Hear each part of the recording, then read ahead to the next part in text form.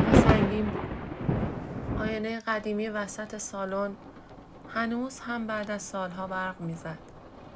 مینا تازه خونه مادر بزرگش رو به ارث برده بود.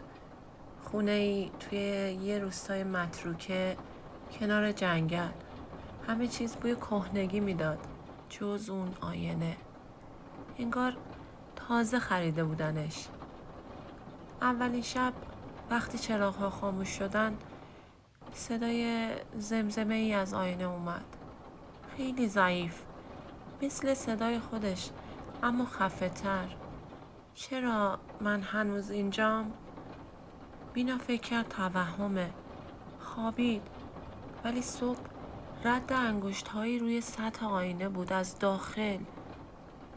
شب بعد تصمیم گرفت باهاش روبرو بشه. روبروی آینه ایستاد و گفت کی اونجاست؟ انعکاسش لبخند زد اما خودش نه. مینا عقب رفت اما تصویرش جلو اومد. برق سردی از آینه زد بیرون و تصویر دستشو به سمتش دراز کرد. قبل از اینکه بتونه جیغ بزنه همه چی سیاه شد. صبح همسایه ها صداشو نمیشنیدن.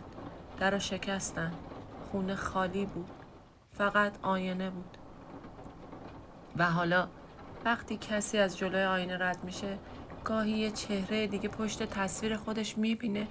زنی با چشمهای وحشت زده که داره لب میزنه بیرونم بیارید.